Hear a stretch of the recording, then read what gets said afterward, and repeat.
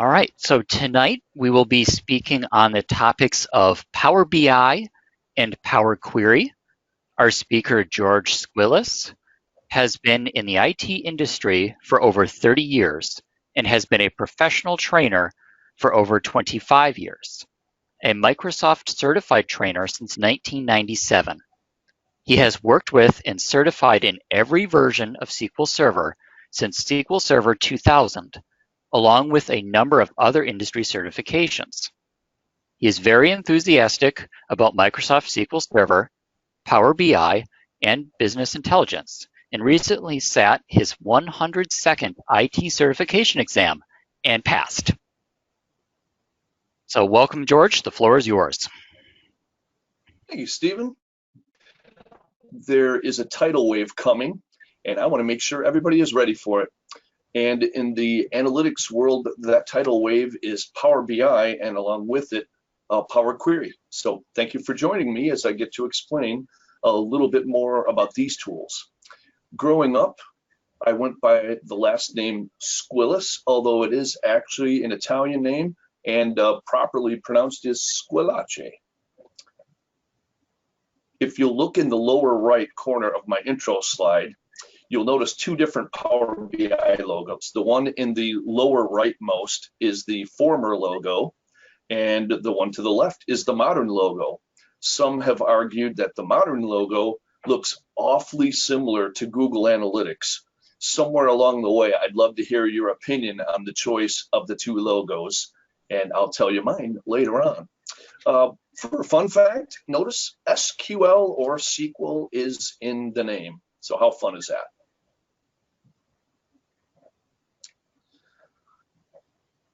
So like Stephen said, I've been long-term in the IT business after a very brief number of years in the sales field, and have been for the most a career software trainer.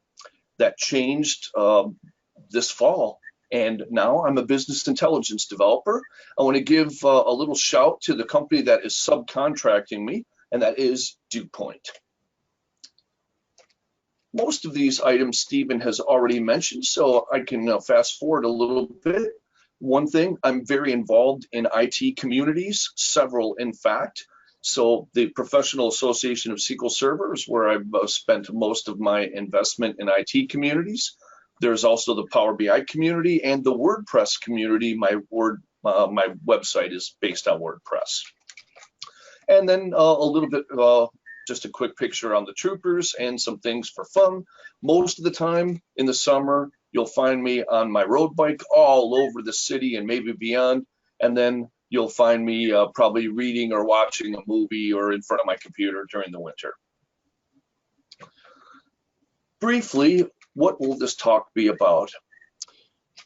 What's Power BI? Why do you care? You need to know a little bit about the Power BI environment, some of the names, terminology, how some of the pieces fit together. We'll look at that. And we'll look at the different kinds of people that might touch Power BI over the course of time. And although I have a little bit of lecture up front, most of the presentation will be based on two demonstrations. The point being, look how rapidly you're able to build a solution with Power BI and really not know that much. I think you'll be impressed, and I think you'll gain some confidence that you'll be able to build a Power BI solution as well. So first demo, I'm going to take some Excel data that is not in very good form for creating data visualizations. I'll use Power Query to transform that data and then make a number of visualizations from the data that I import. I think you'll be impressed. Not with me, I mean the tool. And then I'm going to grab some data from the internet, scrape a web page, once again use Power Query, but with entirely different transformations, and then build some visualizations from the data that I scraped from the web. A little bit of wrap up resources and questions, and we are off. So the first question that I have, is Power BI relevant to you? And to answer that question, I follow up with a couple other questions. First of all, if you are any person that gets measured or you measure anything, or both, then you are a candidate for using Power BI, because basically everybody either measures, gets measured, or both. Now, a little side journey here. I'm going to make sure that the slide deck is made available after the presentation. And most, not all, but most of the pictures are hyperlinked. So you have a little bit that you can explore after the presentation. Now, if you look at the Power BI documentation, you'll see that it is claimed in the documentation that you can make stunning presentations and stunning visualizations. This is just a little sample of what you might be able to create in Power BI.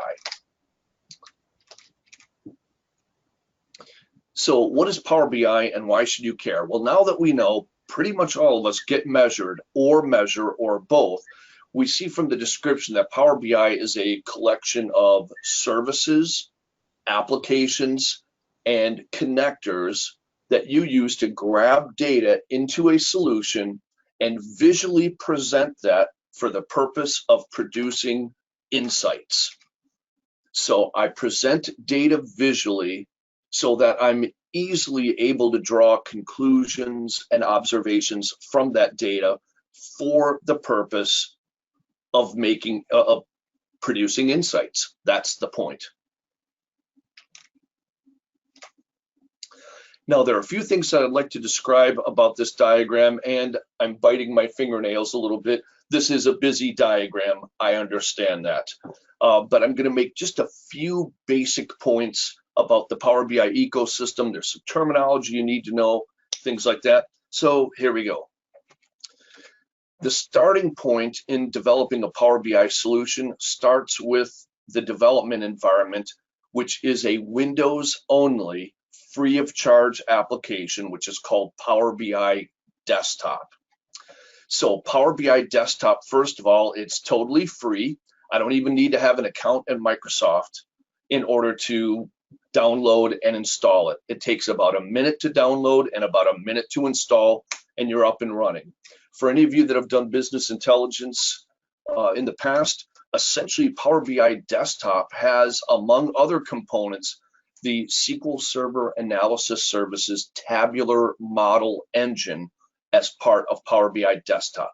So you actually launch analysis services when you open up Power BI Desktop. That's just a little bit of trivia off to the side. Now, when you open up Power BI Desktop, one of your first tasks is to acquire data. So you either acquire live data or you copy data and create a model, a data model inside Power BI. Depending on scale and other decision-making that you have available, that's how you'll decide whether you're going to import data or have a direct query, as we call it. Now, I don't expect that you're able to read the list of these names of available data sources, but that's just the point. The point is that the list is very long, and that means pretty much whatever data source you have, database, cloud data, or online source, files, basically the answer is yes. Whatever source of data you have, you can bring that into Power BI. Now, I think of my last work day and a half working with my customers' data, and just like pretty much all customer data, it's dirty. It needs a lot of help to be put in a format that will be useful for presentation. Time out for a second. Stephen, how's my audio volume? You're good. Thank you. Alrighty. I think I'm just going to tone it down a little bit. I feel like I'm yelling, and there's just no need, especially if you can hear me well. So I bring my data into Power BI Desktop, and essentially what I do, I create a cube. I create a data model, but that model needs a lot of work. So think perhaps of maybe an iceberg. So there's the part of the iceberg that you can't see. That's where a lot of the data prep is required. So I need to gather my data. I need to transform it, format it, One of the very powerful things that I'm able to do is to add calculations to my data model using a language which is called data analysis expressions. Now, after I fix the data portion of my solution, then I can build the visual part of my solution. That's the part that people actually see. So let me catch up on my bullet points a little bit. Install Power BI Desktop, get data, model and transform data, and now we're caught up. So then what we'll find is within Power BI Desktop, I have one or more pages, and each single page has one or more visualizations, and the visuals can be assigned to interact with each other. Now, at the point where I have created my report and have produced some insights that I want to share, now I have, depending on how you count, 3 different ways that I'm able to make that available to others. So the least sophisticated approach, a knuckle dragging approach, is merely to give a copy of your Power BI PBIX file. That's the file extension that it creates. You just give somebody the PBIX, and if you imported all of your data, you have a self-contained solution. That is not really the ultimate intention. So that gives us 2 other alternatives. And you have to answer a question in order to determine what your next step is. So you will either be in an organization that does not want their data out in the public cloud or out in the cloud in any way, no matter what kinds of security assertions you've been given by your cloud vendor. If that is the case, no problem. There's a special version of SQL Server reporting services, which is called Power BI Report Server. Now, you have a contracted feature set if you use Power BI Report Server, but it will suit those organizations that do not want, this is supposed to look like a security badge, that do not want their data out in the cloud. Now, what's way more typical is for an organization to get their section of the Power BI service, that's what it's called, and your section of the Power BI cloud is called a tenant. So your organization and its Power BI cloud space is called a tenant. So what you will do is use an activity called publishing your Power BI report, and then it is locatable from a web browser. So you can be sitting at any computer screen that's got internet access. You can access your report that way. You can access your report on mobile devices as well. And in fact, over time, organizations will have more than one report, maybe a whole series of reports that have been published. And yes, of course, there's security that can be assigned to individual reports. Now, what some organizations will wish to do is consolidate maybe visualizations from more than one report into another asset, which is called a dashboard. So the 2 assets that you primarily create in Power BI are reports, which are interactive, and a dashboard, which is a little bit more static, but a dashboard can have visual tiles from multiple reports. When you click on a visual in a dashboard, it then can drill back to the report that it came from. One other fancy thing is that the data model that was created back in Power BI Desktop, once it's published, it's sitting out in the cloud. And then you're able to use a search engine-like feature called question and answer, or Q&A for short. You can write a search engine-like question about your data, such as, what was the highest producing customer by sales amount? And you'll then see a visual that's produced from Q&A. It is fantastic. Now, some organizations are going to create logical collections of these assets, dashboards, reports, and in development, you will use a container, which is called a workspace. So Power BI developers mostly are going to use a workspace to further develop reports, dashboards, and then those assets are made available or put in production in the form of what's called an app. Now, when you log in to the Power BI service or Power BI Cloud, you can look at an individual report, you can look at a dashboard, you can look at the resources that are in a workspace, or you may have been published read-only access to an app. Sam or Stephen, any questions thus far? Nothing in the chat. All right, very well. I'm going to continue. So we know right now that Power BI Desktop is free. There are various kinds of accounts you can get out in the Power BI Cloud, namely a free account. You can get a Power BI Pro account, that's $10 per person per month, and then enterprises have Power BI Premium. Now, relevant to you potentially, you may want to explore the Power BI service, the Power BI Cloud, and the Power BI apps, and I am able to create a Power BI free account for you. You have my email address on the slide presentation. Let me know after, and I'll create an account for you. There are, of course, limitations with what you're able to do with a free account. Now, with a free account even, however, you can publish your work out to the cloud, and you can then view that or consume what you created out in the Power BI Cloud. But Microsoft isn't dumb. You might ask, how is Microsoft getting money if I can get a free cloud account and Power BI Desktop is free?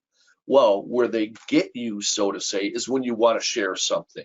If you share something or you need something shared with you, that's where you have to be a paid subscriber.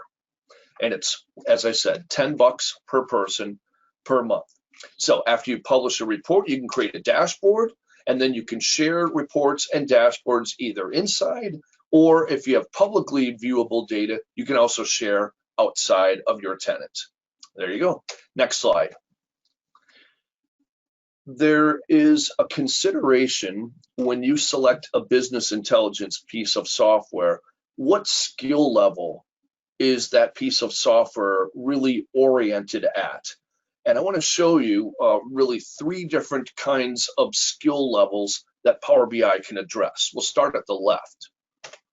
So I can have someone who is a consumer only, which means they're not going to build anything in Power BI. Maybe they use a screen to view Power BI assets that are out in the cloud or on an internal Power BI report server, or they have a mobile or a handheld device, but this person is not going to build anything. That's fine. Very common kind of Power BI user. There are also those that will not be building the data model portion. That's laborious, takes some skill, but maybe once they have the data presented to them or made available to them, then they're going to create visualizations and build their own data story rather than waiting for IT to do that for them. Now, Power BI also can address this last situation, which I call the complete Power BI developer. That's not an official term, by the way. And this is where the developer will create a data model as the foundation. And once the data model portion is done, then they can build visualizations, interactions, and produce insights from what they've built. So I describe then, uncommon to a lot of business intelligence solutions, I find that Power BI really spans the range of skill level, meaning I can take somebody who's a basic Excel user and they're able to create Power BI solutions. Also, if you need to build an enterprise class solution, absolutely Power BI can address that. So anywhere within this full range. Now, an important question for tonight might be, George, where are you going to be in terms of the complexity that you might build? Well, I'm going to stick closer to down here at the unsophisticated portion of Power BI. You'll find I do not need a great deal of special skill to build something that will be valuable and useful. So let's go build it. Here's my first demonstration. some sales analysis using some Excel data. So give me just a moment here. You'll notice I'm going to launch Power BI Desktop here. And while I'm launching that, it'll take a minute or so to load. In the meantime, what I'm going to do is I'm going to show you all an Excel document. Now, this Excel document is not overly complicated, but what I will tell you is that this data is in no form whatsoever for producing visualizations and really also for analysis. Now, I'd like to describe a little bit about the nature of this worksheet. First of all, you see sort of a dummy table, but if I click in this table, you'll notice that it is a named table. So just keep that in mind right now. I have a table called Hilarious Dorky Table. Now, I also have some data. You'll notice that I have a repeating pattern here. I have a state, and then I have 3 different categories of products. Then for rows, I have the years of sales, and then I have an intersection of those properties. So that's how my source data is built. All right, well, now I see that Power BI appears to have loaded down at the bottom, so I'll bring it to the foreground. And this is the welcome screen you can expect. Now, most of the time in Power BI, you're going to begin with getting data. So I can either get data right here from the intro screen, but notice also on this home tab, I also am able to get data. I circled the wrong icon. So I have a couple of specific data sources available, or I have access to all data sources. Now I'm going to close the intro screen over here in the upper right. And then from Get Data, I just want you to be overwhelmed for a moment at the number of available data sources. So a little bit of a delay.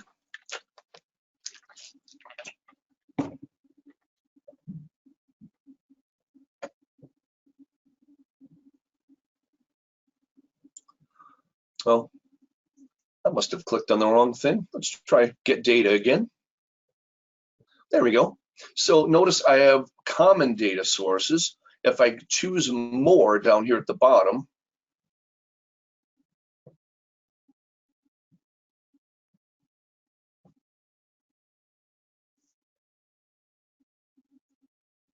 hey there, Ariel, nice to have you join us.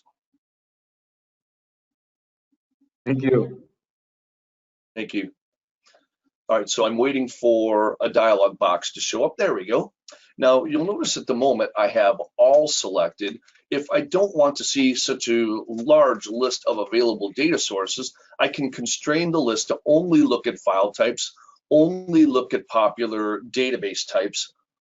You'll be surprised at the number of online services that exist, and there are always data sources being added.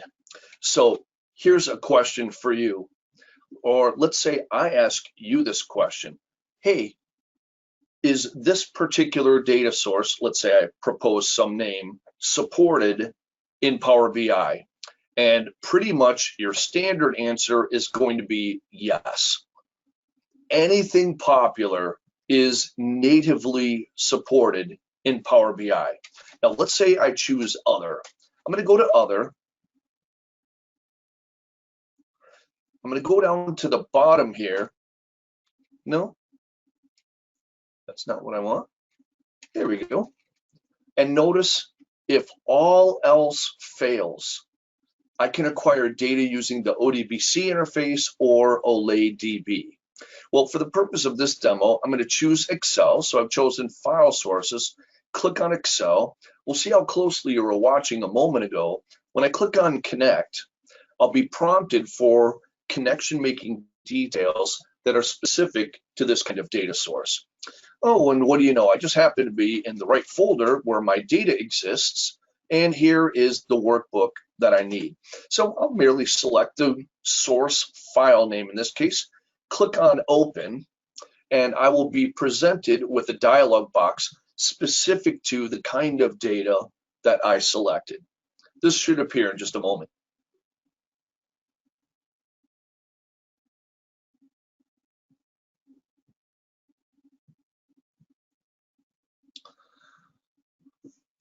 Now, if I zoom in, observe that I had a table that is a named table, and notice its icon, and then I also have a worksheet.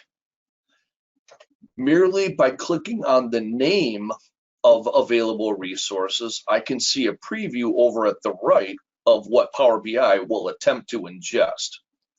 I'm going to click on the sales worksheet. Ooh, boy.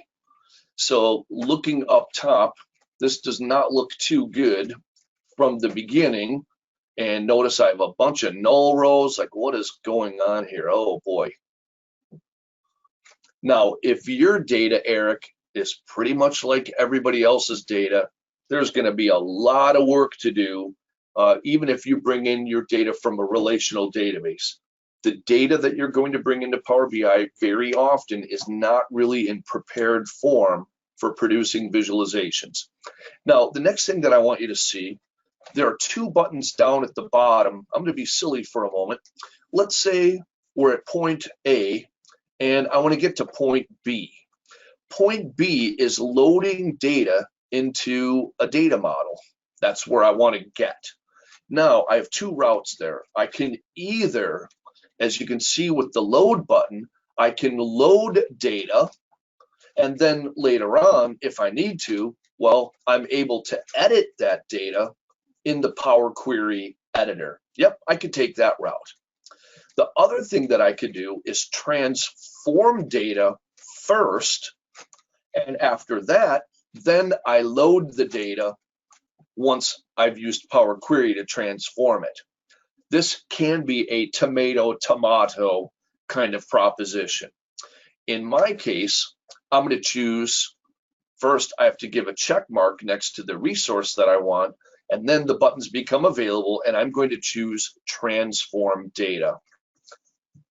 So a new taskbar button is going to show up, and an environment is launched from inside Power BI called the Power Query Editor. This is an amazing amount of work. Stephen, can I pick on you for a second? Absolutely. Thank you. So I'll imagine for a moment, and we don't know each other well. This is for the rest of the audience. I'll imagine in your development work, you've had to write some SQL code here and there. True or false? True. So if you were to attend, let's say in the past, one of my SQL querying courses, you would have to learn about joins and the different join types. You'd have to learn about a where clause. You'd have to learn about a case expression. You'd have to learn about sorting, other kinds of filtering, union operators. You'd have to learn how to write the code to do all those things. For data preparation purposes in Power BI, look, you still have to do the same things, except you will use buttons and almost no code whatsoever. I hope you are most impressed by the capabilities that have been built into Power BI.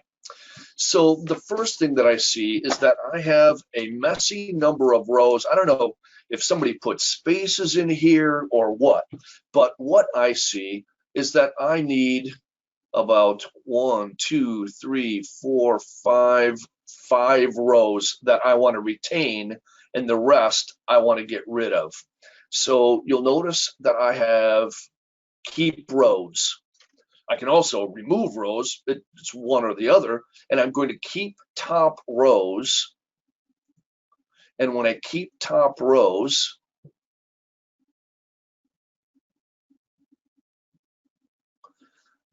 what did I count out? 5. I'm going to click on OK. Well, let's see if that gives me what I want. Now, for each step that I select and provide input to, there's a little breadcrumb trail over in applied steps. This allows me to undo a step, change the order of steps, add a description, and other kinds of activities. And all of those steps are recorded saved with this model, with this Power BI desktop file. And then at a later time, if I refresh the data manually or scheduled, manually or automated, all of these steps are reapplied without me having to repeat my logic. Somebody turn on their mic and say, ah, that's very good. Now, I've decided actually in looking at this data, let's see, I'm going to try a step by going to the Transform tab, and I want to take a look at the use of a certain transformation. When I go to Transform, one of the number of transformations that I have available is this one called Transpose. Now, Transpose is going to take my columns and make them rows, and take my rows and make them columns. George, there was one question we could maybe answer while you're letting that load. Excellent. Within an organization, if we have Power BI Premium, can I publish a report to my workspace and share it with another person in the same organization? Yes. So without getting too deep into the licensing issues, Stephen, if you have a Power BI Pro subscription within an organization, it's $10 per person okay, it's $9.95 or something, but let's just say $10 per person month. At around 500 active users, that is those that build and those that consume, those are active users, you're going to be at $5,000 a month. Somewhere around the $5,000 a month or 500 active users, that's where you start to consider premium. And with premium, you get your own dedicated capacity out in the Power BI cloud. And instead of having lots of consumers that are paid $10 per month, some of your Power BI free account holders access the Power BI premium resources in your organization. So later on, I'm going to give you guys links to some resources, and one of the links will be to licensing, and you can find out more about licensing from that per link.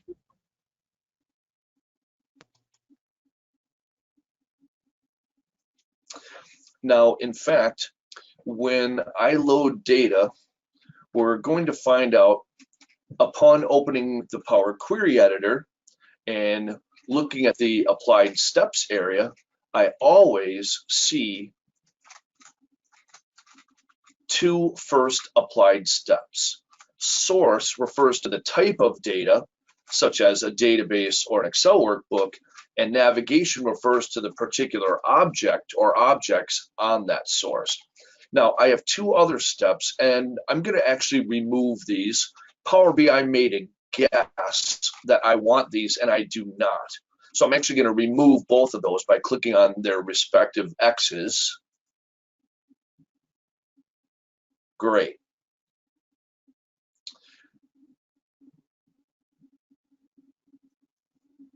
So you'll notice now I still need to retain these top, 5 rows, 2, 4, 6 rows.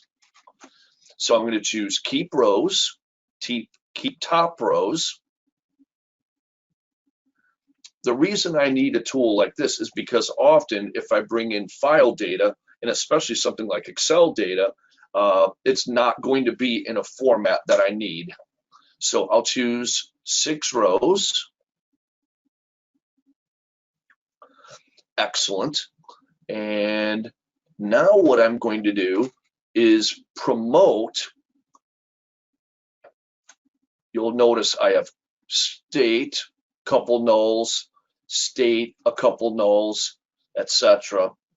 And now what I'm going to do is transpose that data, which is going to flip the axes. Rows become columns, columns become rows. If I had to do this in SQL code, that would be overwhelming to try to do that. Well, notice now I have my years up at the top. And what I'm going to do next is return to the Home tab And from the Home tab, I'll choose Use First Row as Headers.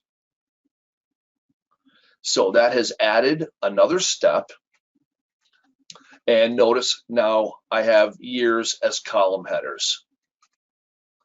You'll notice I have some data quality items that I can see here. That's sort of cluttery right now, so I'm going to turn that off. Remove column quality. Okay, so that's just a little bit less confusing. Now, the next thing that I need to do in order to put this data in a format that I can build visualizations from, you'll notice I have the following pattern at the left. I have a state and then two nulls, state, two nulls, state, two nulls, etc. I have this pattern, and then even more, it looks like I need to get rid of these bottom three rows, and then I need to fix these nulls that are below the state. So I'm going to choose remove rows, remove bottom rows. So I'll remove the bottom three. And then notice that I have a column that is selected, column 1, and this means I'm going to need to go to the Transform tab, and from the Transform tab, I have the Fill button. And when I click on Fill, Power BI, more specifically Power Query, is going to look for a pattern. I'm going to choose Fill Down. It will take the top or parent value and fill that down until it sees the presence of the next value. Now, I hope you were fairly amazed by that. That was fairly amazing. Now, the next problem that I have is that each value is an intersection of two columns, sorry, an intersection of one column, but two different row values. And while that might be fine for, let's say, presentation in a spreadsheet, this is not going to work out for visualizations. So here's what I need to do. What I need to do is to take each one of these extra years, and I need to move that so that all of the years are in one column.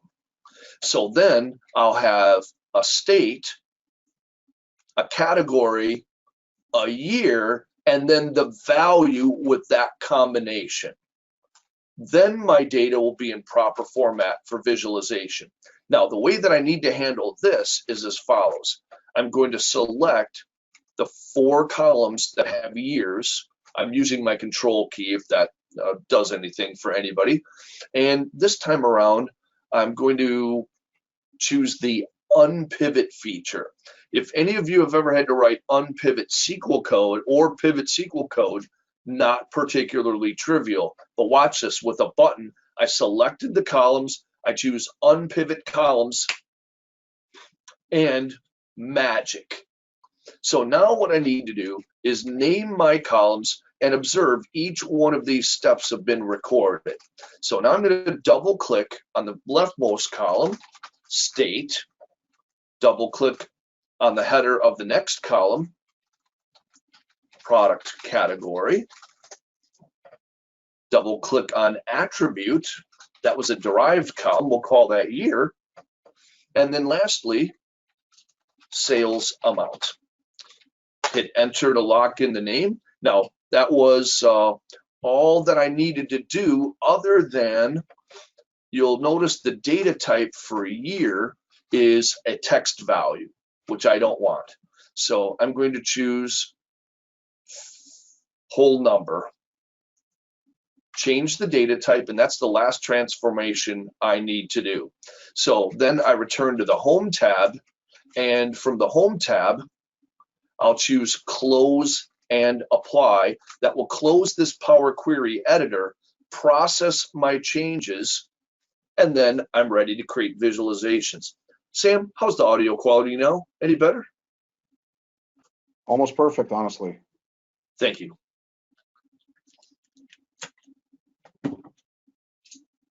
So it will take a few seconds in order for these changes to process. You can see a little animation now, and I want you to look in the upper right. You'll see the fields pane, and shortly that will be populated.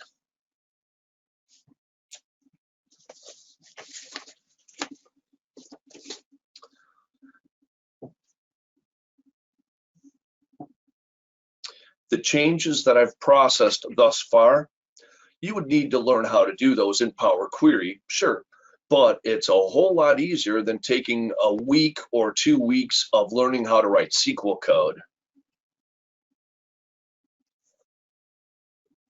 All right, almost done with that part.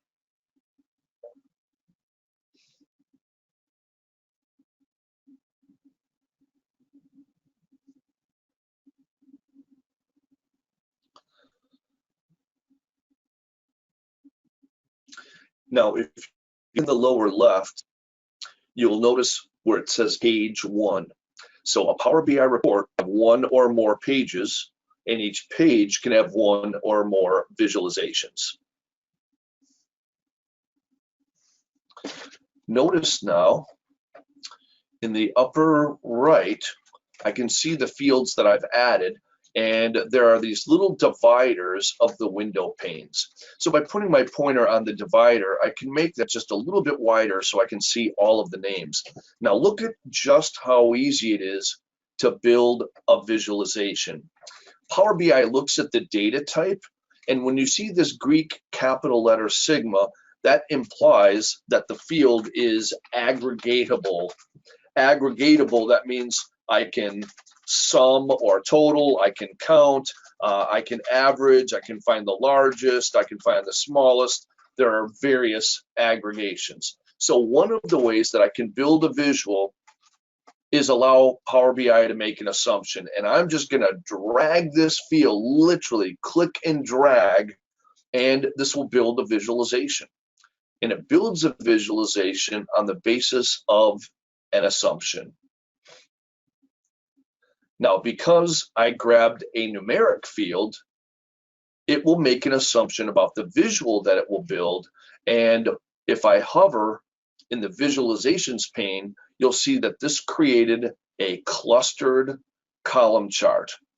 Now, just like most software, it doesn't do what we want it to do, it does what we tell it to do.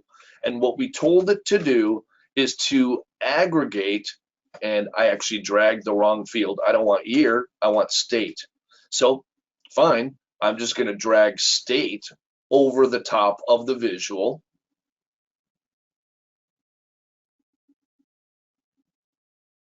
Now, what I want you to observe, first, I see the selected visual, and then you'll notice assumptions were made by virtue of me dragging into the design canvas that placed one of the fields in axis and one of the fields in the values area. And in fact, the assumption made by Power BI here was wrong. So all I have to do literally is just drag and drop to fix this. So drag, and actually, I don't want state. So I'm going to drag year into the axis area, and I'm going to drag sales amount into the values area, just to drag and drop. We'll give that a second to catch up.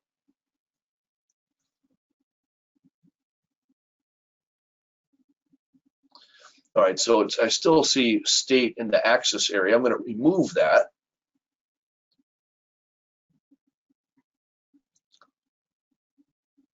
All right, there we go. Sales amount by year. Now notice, as easy as one click, I can select any one of the roughly 30 or so built-in visuals. So if I decided I wanted a, let's say, a clustered bar chart, one click, and that changes to a different visual. I'll choose, let's say, a pie chart. One click, and sometimes I'm going to need to make more adjustments than just changing the visual with one click. I'm going to go back to a clustered column chart. It will make some other visuals, and next up, I'm going to deselect the current visual, and this time I'm going to click on one of the visuals in the visualizations pane, and that is an alternate method of creating another visual. So I can move the visual, and then with it being selected, Now I can add fields to this. The fields that I want to add, this time around, I'm going to drag and drop into their drop zones manually instead of letting Power BI assume. So sales amount into values and product category for axis. So now I've started to analyze my sales amount by year, one dimension, and sales amount by product category, another dimension.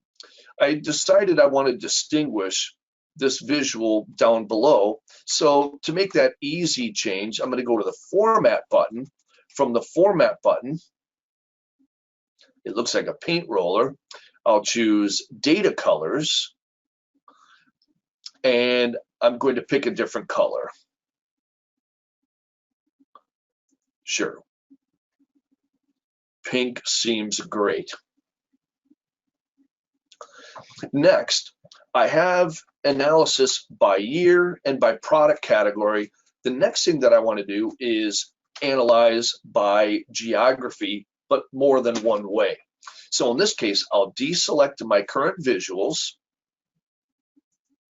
And this time around, I'm going to take the state field, which is a text field, drag that into the empty design canvas, and notice an assumption will be made.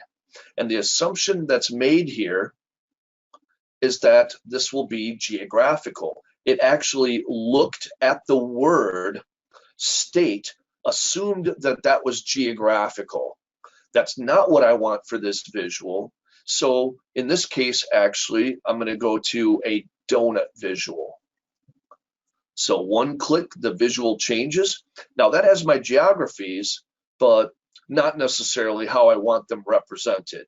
So once again, I'm going to add sales amount to the values area. And I'm going to make a quick little formatting change. Right now, I have no borders around these visuals, which means they it's not obvious where one ends and where the other starts. To make that a little bit more obvious, I'm going to go to the Format button for each of these three visuals. I'm going to go to Border and turn that on. Click on the next visual. Border, turn that on. And also for sales amount by year. Border, turn that on. Now, there's a balancing act here. You don't want to have too many formatting properties, but you don't want to have too few either. So to give you a little bit of insight into what kind of control you have, I'm going to select my donut chart, go to the Format button. I'm already there. I'm going to go to the Shapes area, and notice I have control either numerically or with a slider to change the radius of the donut. There we go. So rule of thumb, save early, save often. Didn't we learn that the hard way? So I'm going to save my work and click on the disk button, save button. And we'll call this Nifty GLUGnet presentation. Click on save.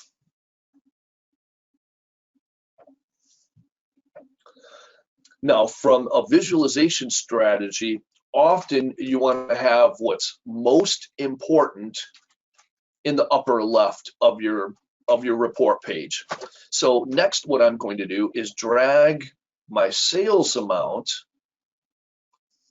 into a blank canvas area. This will once again create a default visualization, but this time, while the visual is selected, I'm going to choose a different one. And this visual is called a card visual. There are a bunch of different ways I can format it, but one of the things that this will do, this will show an amount. Often this might be a target amount or a current amount, and it might be a number that I do not want to go above, like a certain number of returns or a certain number of defects, or it might also be a number that I don't want to drop below, something like that. It can be either. Now, with each selected visual, I can go to the filters pane and I can filter 3 different ways. So one of the ways that I can filter is for the current visual. So I can filter only this particular visual. I'm going to drag year onto the data fields area, which will then let me filter. I'm going to use simple filtering, basic filtering. And I want to filter only for year 2019. Now, the next kind of filtering that I can do is filter all of the visuals on this page. And then finally, I can filter all visuals on all report pages. And once again, I'm going to turn the border on for that. All right, I have just a little bit more with this demonstration before I wrap up and I go to the next one. Stephen, if there are any questions that have accumulated, feel free to pass those along. You're good so far, George. Thank you, sir. Now, the next thing that I want to do is do a little bit of geographical analysis that I've not already done. So I'm going to drag sales amount into my design surface, and I want to analyze by state. Because the default visualization is chosen, I once again get a clustered column chart. But I have a lot of different ways in Power BI that I am able to do geographical visualization. And I think it's catching up a little bit. And you'll notice in this area, I have some geographical visualizations, and not to spoil too much for later on, you'll notice this ellipsis in the visualizations area. There is an ecosystem of, I think it's now somewhere around 300 or 400 additional visualizations. Some you have to buy, most are free that you can add. Some of these, Sam, are shocking just how wonderful they are. All right, but I'm going to choose what's called a filled map. Now, the filled map is going to see that there's a field that has a geographical name. So it now shows a map. It's only showing the area of the map where there are actual data values. And let's explore a couple of things here. So as I hover over any one of the bars, I have what's called a tooltip. So I can actually see the context of those particular values. For this year, here is the sales amount. For boats this year, snowmobiles, same thing for my donut chart. By the way, that was kind of a gee whiz thing. You guys were supposed to get excited about that. But then also, notice I can hover over each of the states, but they're not very distinguishable right now. So here's what I'm going to do. With this visual selected, I'm going to go to the Format button. I'm going to choose Data Colors, and then I'm going to choose Show All. Now, with each visual, I can assign a color. So let's say Minnesota, we'll pick yellow. With Ohio, we'll pick an orange. With Indiana, we'll pick a red.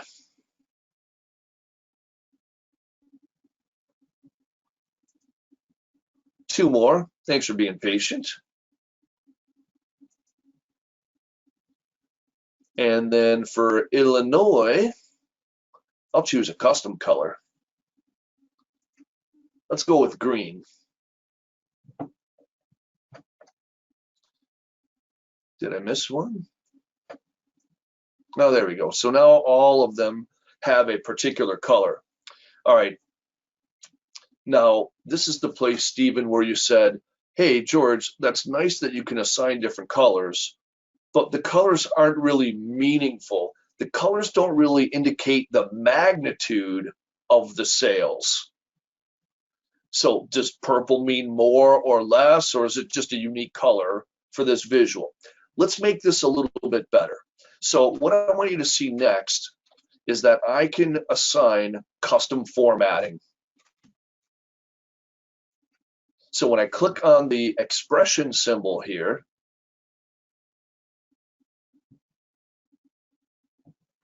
I should get a conditional formatting dialog box that'll appear in a moment.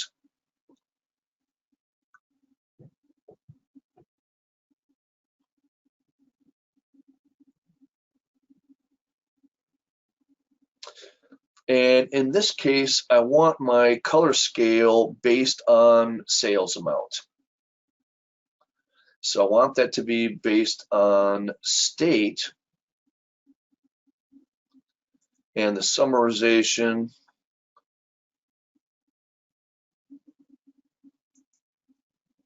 actually, I don't want it to be count. There we go. So sum of sales amount, summarization is sum. And now my minimum can be a very light color, and the highest value can be a darker, richer color. I'll click on OK. The color scale will change, and now the color will be a little bit more meaningful. So notice I have a capability where I can focus just on this visual.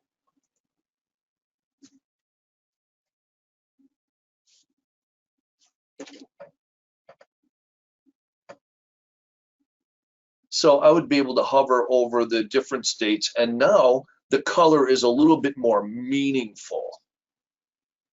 What do you guys think so far? Well, I'm going to choose back to the report in the upper left, save my changes, and now I want you to see something called cross-highlighting. Notice if I click on one of the bars in sales amount by year, I have a behavior, actually 3 possible related visuals behavior. I can perform cross-filtering, cross-highlighting, or no action. So relative to the current visual, for each other visuals, I now get to determine what happens. My choices, once again, are cross-filter, cross-highlight, and nothing. No interaction. So what we see right now with the visual below, this is cross-highlighting. So now I see year 2, 2018 sales for boats. And if I hover over that, it'll actually show that. The highlighted amount, that is 2018, boat sales, that's the number. And similar on the visual over here, I can see the filtered or highlighted amount. Now, if I go to the Format tab, I can choose Edit Interactions in the upper left, and relative to the current visual, you'll now see a bunch of symbols. Well, okay, 3. So my symbols are cross-filter, cross-highlight, and none. So maybe for this one, I want to choose cross-filter. So choose cross-filter, and for this one, I'm going to choose no interaction. So now when I click on different bars, the card does not change at all,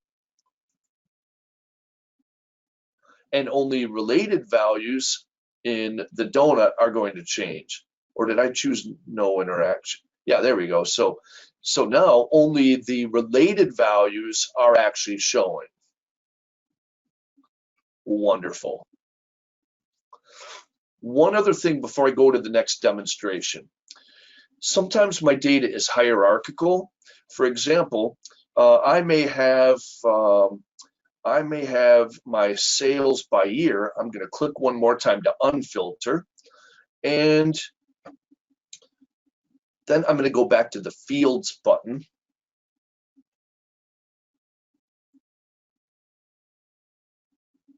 And now the fields that are available for this visual are once again visible. Well, what I'm going to do next is choose product category underneath the year. So I just did a drag and drop. And when I did that, that is, once I have a hierarchy, you'll notice some new buttons become available. And one of those is drill down. So I'm going to click on drill down. And then when I click on one of the bars, I'll then see for that particular year, the product categories for that year. So those are the sales now drilled down for that particular year, and then I can drill back up. All right, I hope you guys had some fun with that. Well, I'm going to save this page. I'm going to make a new page after I rename this page. So I'll call this sales analysis.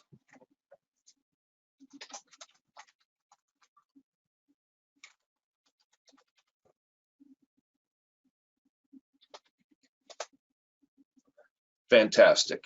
And I'm going to make a new page, and I'm going to call this page movie analysis.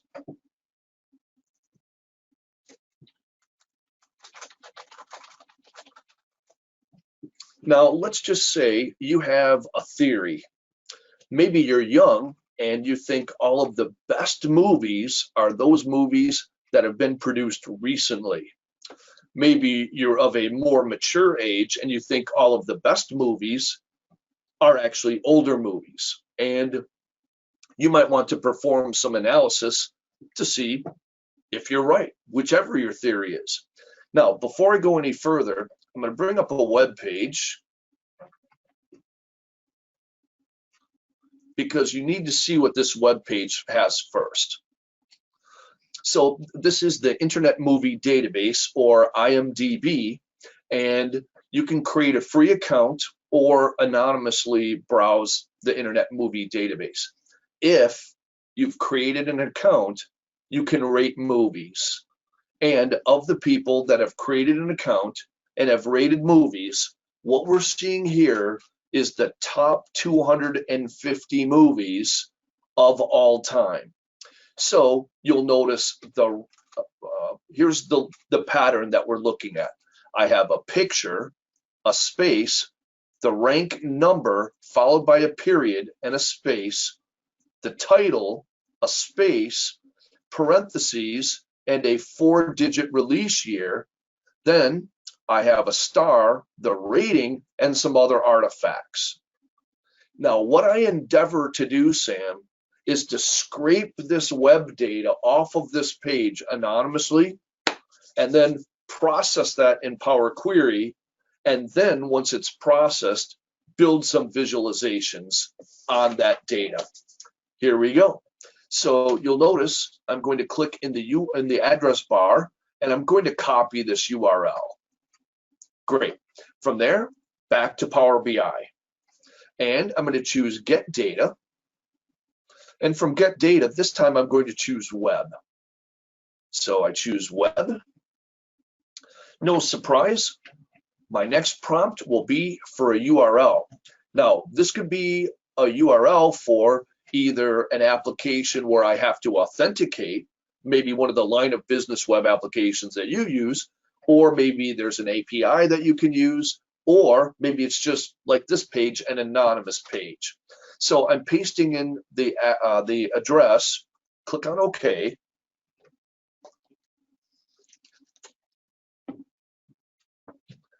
And now you programmers would appreciate this.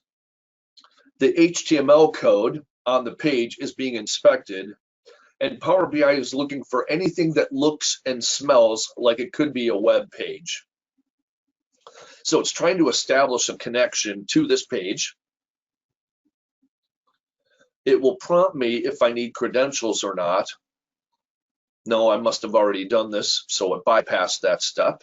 And now it's showing me a screen of anything that may look or smell like tabular data. Sam, did the audio cut out for a sec there? No, you're doing real good. Okay, glad to hear it, and thanks for keeping me updated. Now, it's hard to see, but there's some tiny little animation dots that are displaying right underneath the text display options. Pretty quickly, this should load a set of available objects that I can explore. We do have one question in the chat, George, if you want to try to answer that while you're waiting. Are you able to suggest Happy some to. guidelines or links or books for how to tell a story or answer a client business problem using the data visualizations? I have a number of links and references, and some of those, short answer is yes. So there are great data storytellers and those that are very good in the visualization space. So I'm going to continue on with my demonstration, and please feel free to bring that up a little bit later. I have two possible objects that look and smell like tables. I'm going to click on each one. So I have table 1. Let's see if that looks like it's a good candidate.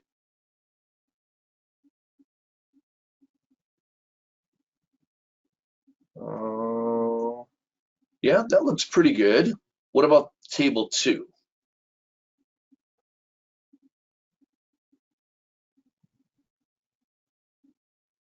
All right, interesting. A little bit different. I'm going to stick with table 1, and I'm going to immediately jump into the Power Query Editor. Click on Transform Data. Watch carefully as I'm going to pick up the pace a little bit. So the Power Query Editor is opening.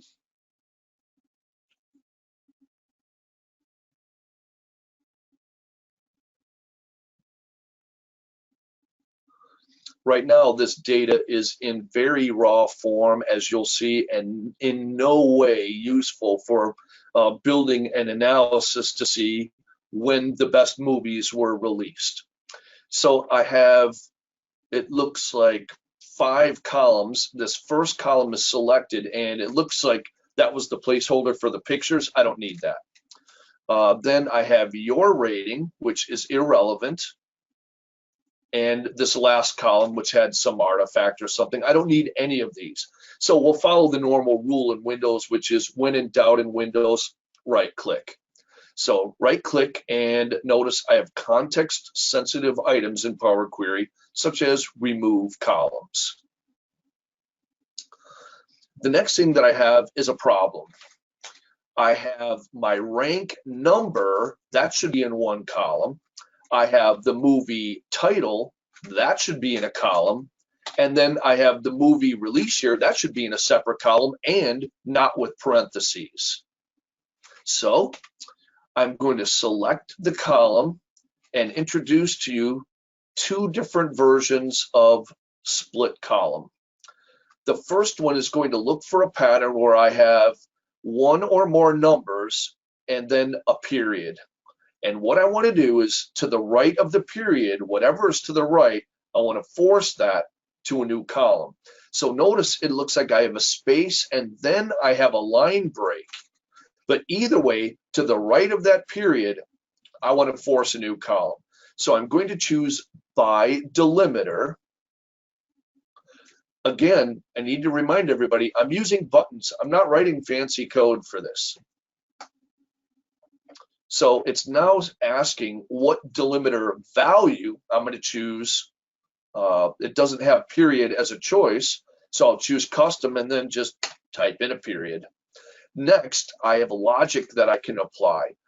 In case there were multiple periods in the title, I only want to split at the leftmost instance of the period. So click on leftmost, click on OK, and a new column was made. You'll see that appear in a moment. Fantastic. So all my ranks now have the correct data type, integer, and they're in their own column. The next thing that I need to do, you'll notice a pattern for each of the years, which is parenthesis, 4 digits, and then a parenthesis. So what I want to do is use a find and replace feature, which is going to extract the left and the right parentheses And then for each row, the 4 rightmost characters are going to be the year. How am I going to pull this off? Well, I'll right click on the column and I'm going to choose replace values. From replace values, I'll first locate a left parenthesis and replace that with nothing. Click OK. Now, if I zoom in after this gets applied, you'll notice the left parenthesis is gone. Fine. Rinse and repeat. Right click, replace values. This time, find a right parenthesis and replace it with nothing. Click OK. Well, now the 4 rightmost characters of this field are the movie release year. So this time around, I'm going to split column, but by number of characters. So I'm going to choose, in this case, the 4 rightmost characters and split those off to a new column. Click on OK, and I'll have a new column. Notice all along, all of these steps are being recorded so that they can be repeated when I do a data refresh. Now, it's not obvious, but I have a space and a line break, and then I have a space and I think a line break after. How am I going to fix this? Well, with the column currently selected, I'm going to go to the Transform tab, and on the Transform tab, I have the Format button that has some nifty capabilities, one of which is Trim. So I'm going to trim, which is going to take the leading and trailing white space and those special characters, and then I will just have the movie title. Are you guys blown away yet? So now, in order to tidy this up, I'm just going to rename my columns. Double click, rank. Double click, movie title. Double click, movie release year. And then IMDb rating, that's going to be fine. Now, a little secret here. Although I'm using buttons to process all of these steps, there is actually some code being written behind this. That code is called M code, M for mashup, but actually, Stephen, the real or formal name is the Power Query Formula Language Code. How can I reveal this if I want to? Well, there are multiple ways. I can go to the View tab or the Home tab. I'm going to go to the Home tab, and you'll notice the Advanced Editor. Now, I've developed a rule over the years, and Sam, the rule goes like this. Don't stick your hands in the metal moving parts unless you have a real good idea of what you're doing. So notice, if I knew exactly what to do, I could hand edit any of this code, but the editor is very weak. So it assumes you're a genius. All right, well, I'm going to cancel this.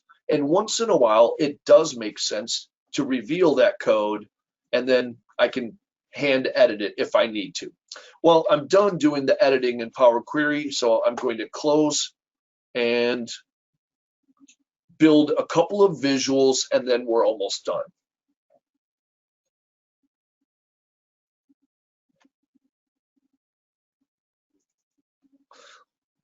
All right, so my data is being processed.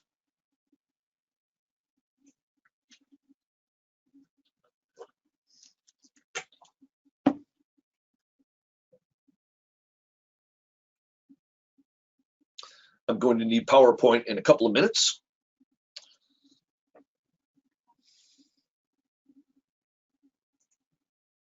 So you'll notice my query changes are being applied. That should be fairly quick. It's not very much data.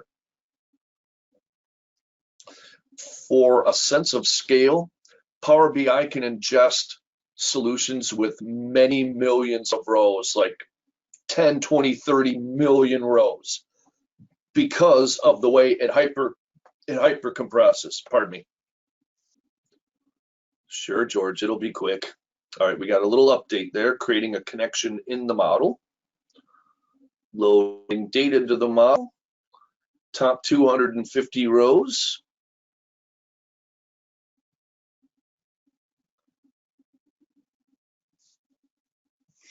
So remember the question we were trying to answer. Are the best rated movies more recent? Are they older? Or are they evenly distributed? That's the question that we have, and that's the analysis that we're going to do. Now, over in the fields pane, I see this table got loaded. I don't like the name table 1. So I'm going to double click on the name. I should have done this back in Power Query. We'll call this movie release data.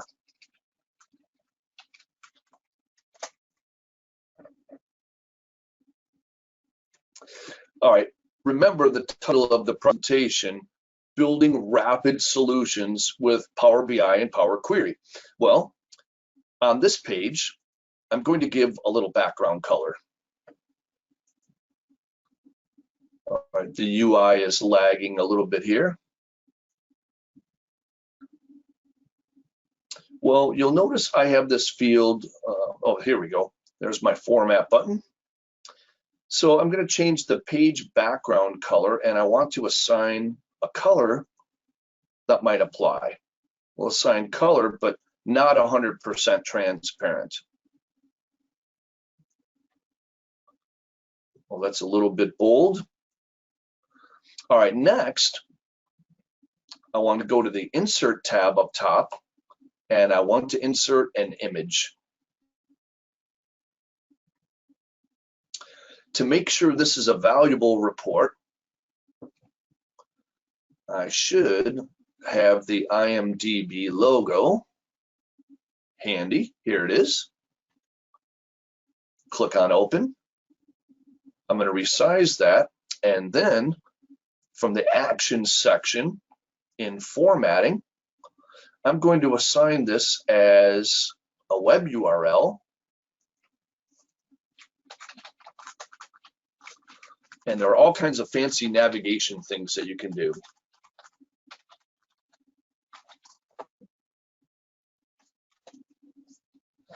All right, next, I want to create a visual of my movie release year data. So please observe, I'm going to take movie release year, drag it to the canvas, and then a default visual will be made. So drag that to the canvas.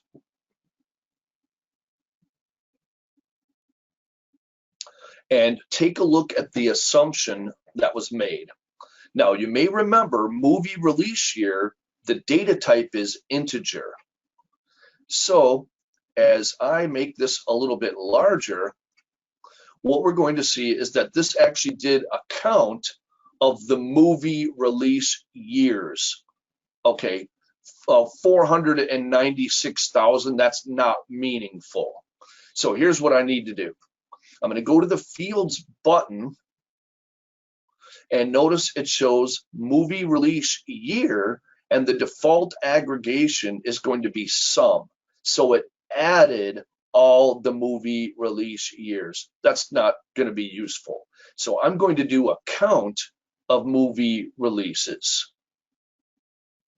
Notice in the vertical axis, you'll see the number change here in a moment to something a little bit more reasonable.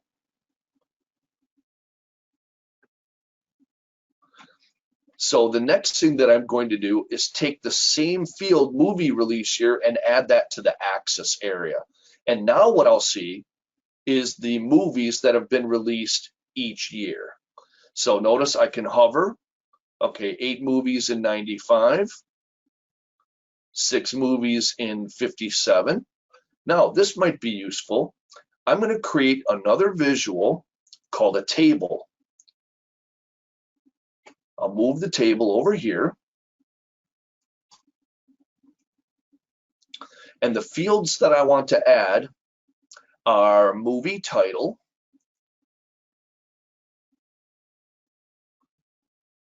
the rank, and the IMDb rating. Now, with our time frame, I know we're pretty close to out of time here. I don't have time to really format this and change this, but notice now I could click on a year, and with cross filtering, I'll see only the movies that were released in that particular year. So maybe I see there were a bunch of movies in a particular year. Now I see the movies that are in that year. Fantastic. Next up, I'm going to use two other visuals. These are called slicers, and we're almost done. So I have another visual, it looks like a filter, called a slicer. And what I want to do next is create a slicer by movie rank. So I'm going to do actually two of these. I'm going to do movie rating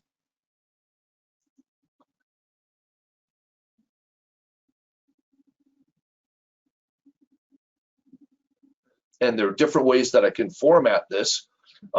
Now, all of the movies in the top 250 have a rating 8.00 or better.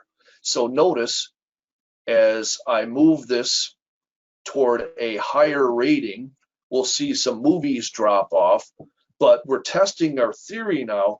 Are those only the older movies? Are those only the newer movies? Or is there a fairly even distribution of drop off? So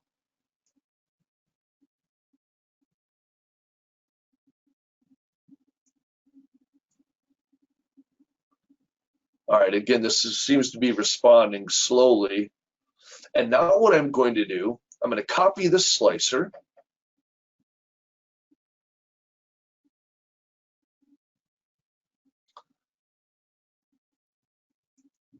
So copy and then paste.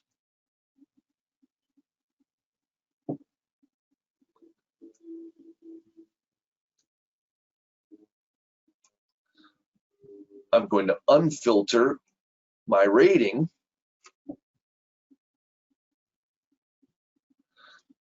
And now, drum roll, please. This time around, I'm going to add the rank as the field value for this slicer. All I did was a drag and drop, and it's taking a moment to catch up. All right, so I'm back to my original data, and I'm going to change the format of this slicer.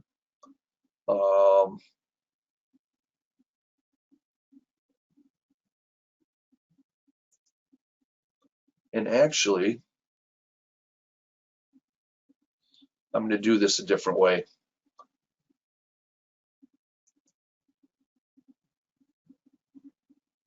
It made an assumption I did not want it to make, so I'm going to make a new slicer. And what I want is a slider like up above. Okay, so drum roll, please. Now we finally answer our analysis question. Are all of the best movies recent, old,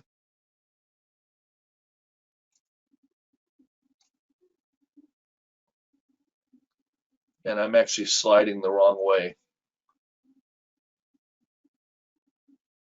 Now we're looking at the movie ranking from 144 down to 250. I want to actually slide the other way.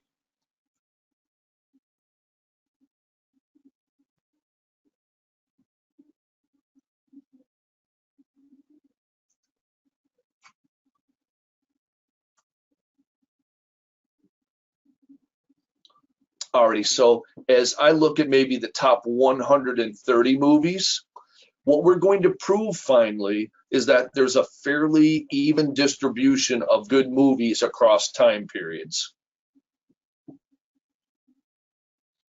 Now, what do you guys think? I brought in some web data, processed it, I used buttons to do it, and I fairly rapidly made a solution in Power BI with this data. Now, the next step would be to use, and I realize I'm out of time, the next step would be to use the publish button and then publish that up to the Power BI service. That's going to take a few minutes. So instead, what I'm going to do is show you It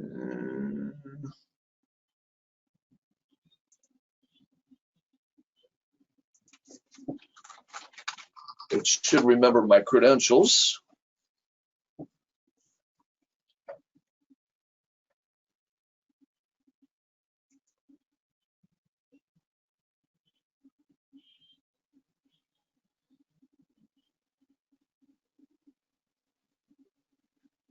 Almost there. So this is Power BI in the cloud. And while you're looking in the video window, there are Power BI apps for Android and also iOS. So I have an Android phone and I have the Power BI app on it. And I have an iPad mini and I have the Power BI app on it. The apps, of course, are free.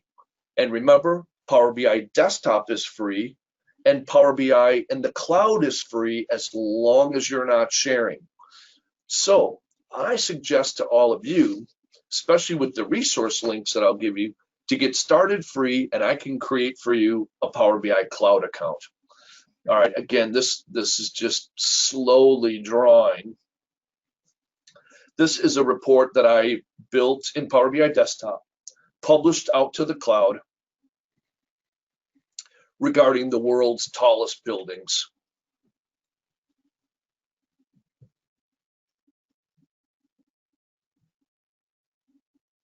Sam, having some heritage in the Middle East, do you know where the world's tallest building is?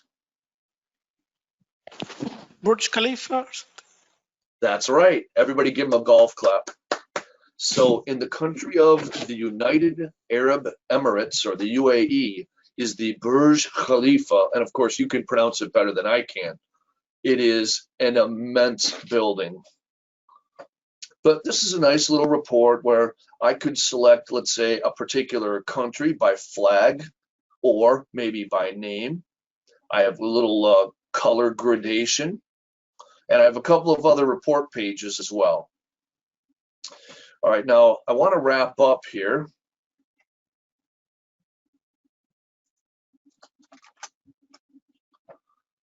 I appreciate everybody being flexible with my service problem there.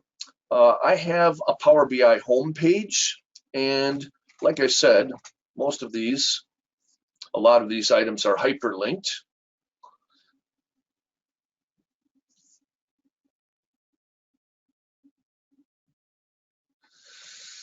I have a whole bunch of links on my Power BI homepage, and if you do a search for license, or LIC, here you'll see what is Power BI Premium. That addresses a question that somebody had about accessing Power BI for free when your organization has Power BI Premium. So here you'll see some information about all three license types: free, Power BI Pro, and a little bit on Premium. And then this topic focuses just on Premium. Next,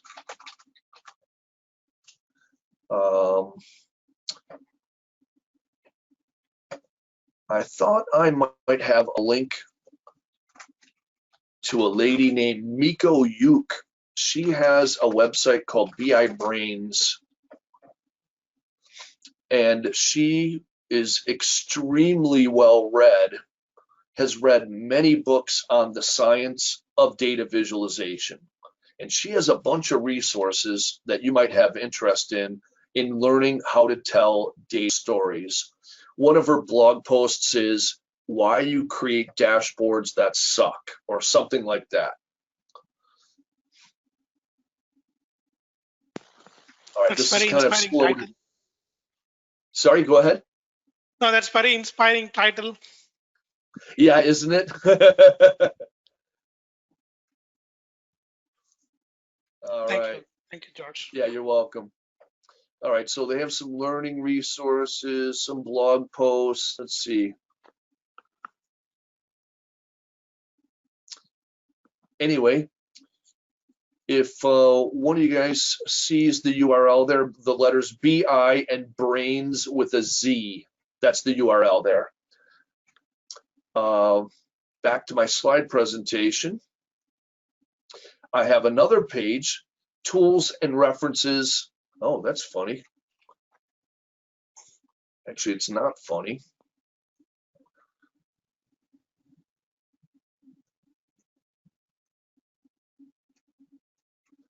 All right, if I go to my Power BI homepage, here's the same link, tools for tabular model developers.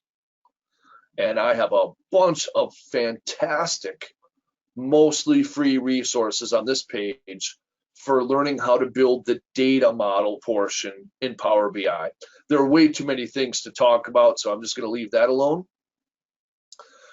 It's sort of unbelievable just how much learning content Microsoft has made available. So I've given a link here to a free learning path, and this is hours of learning from Microsoft for free. You may also be interested in a Dashboard in a Day event. Here's a link to find out more about Dashboard in a Day. If you want formal training, you have the older 20778 course, which I taught many, many times. It's a 3-day course. And there's a new course, which is 4 days, probably more of an adequate time frame for those that really need to build Power BI solutions. Thank you, gracious audience. I'm easy to get a hold of if you have further questions beyond what you saw tonight, and I'm happy to field those. For right now, are there any final questions before the recording is concluded and we part for the night?